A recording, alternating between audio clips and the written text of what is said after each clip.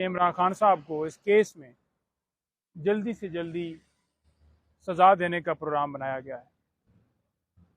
और दिल जो है ना वो खून के आंसू रोता है जब हम अपनी आंखों से देख रहे हैं कि किस तरह इस मुकदमे को सीक्रेट तरीके से चलाया गया।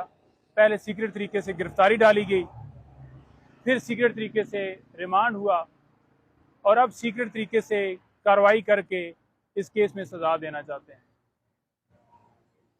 लीगल टीम को अदालत ने इजाज़त दी, 12 रुकनी लीगल टीम जाएगी और केस अपना लड़ेगी। वड़ाई साहब जो सुपरिटेंडेंट है जेल, वो जनाब उधर से अदालत को मिसगाइड करते हैं। जब अदालत लगती है कोर्ट के अंदर, जेल के अंदर, वो कहते हैं कि जी सिर्फ 1-2 बंदे हैं जो बाहर खड़े हैं, बाकी है ही कोई नहीं। 2 दफ़ा या 3 दफ़ा जाकर वो यही कहते हैं और फिर लीगल टीम पूरी को जाने की इजाज़त नहीं दी जाती।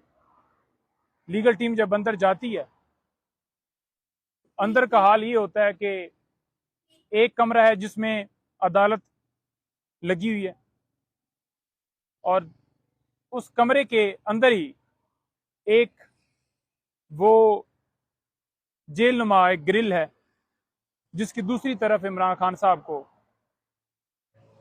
खड़ा किया गया। कोर्ट के अंदर नहीं आए, वो उस ग्रिल की दूसरी तरफ ही खड़ा किया गया और तमाम लोगों ने ये कहा कि ये आप क्या कर रहे हैं, क्यों नहीं अदालत के अंदर इमरान खान साहब को ला रहे। तो किसी हुक्म की वहां पर तामील तो होती नहीं है। अदालत हुक्म करती है, ये लीगल टीम जाएगी, उनके ऊपर एफआईआर दर्ज कर दी जाती है। अदालत हुक्म करती है कि इस बंदे को रिलीज कर दो, वो नए मुकदमे में गिरफ्तार कर लेते हैं। तो कानून तो है नहीं। आज प्रॉपर तरीके से बात करने की भी इजाजत नहीं थी वहां पर कि इमरान खान साहब से लीगल टीम बात कर सके।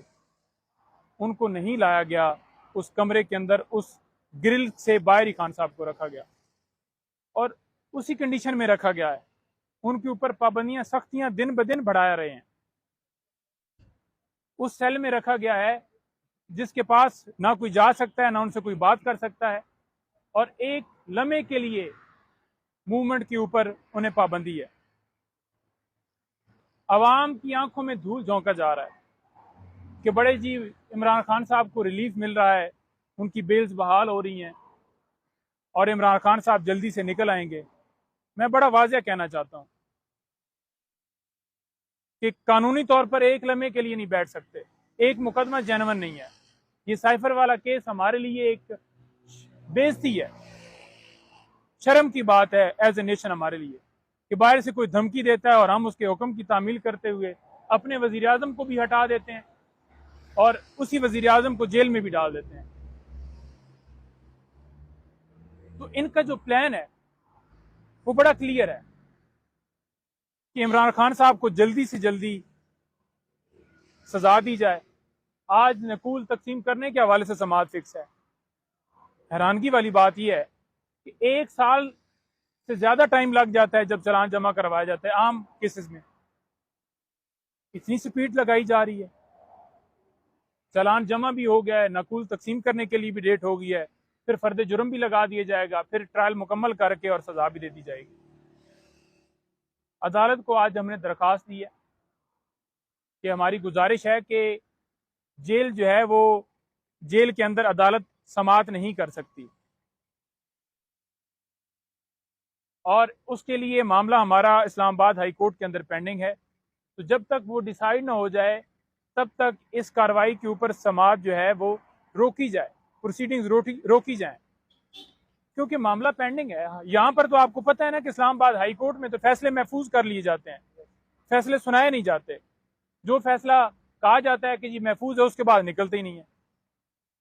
अब ये 25 तारीख इसी तरह से महफूज किया गया है कि ओपन ट्रायल हो और दूसरे नंबर पर जो नोटिफिकेशन है वजारत कानून का, वो कलअदम करार दिए जाए कि जेल के अंदर अदालत नहीं लग सकती। और जज अबुल हसनात साहब के हवाले से भी कहा हो कि इस कोर्ट को ये केस असाइन नहीं किया जा सकता, लेकिन वो पेंडिंग है। जमानत के ऊपर समाअत नहीं हो रही, जमानत लटकी हुई है।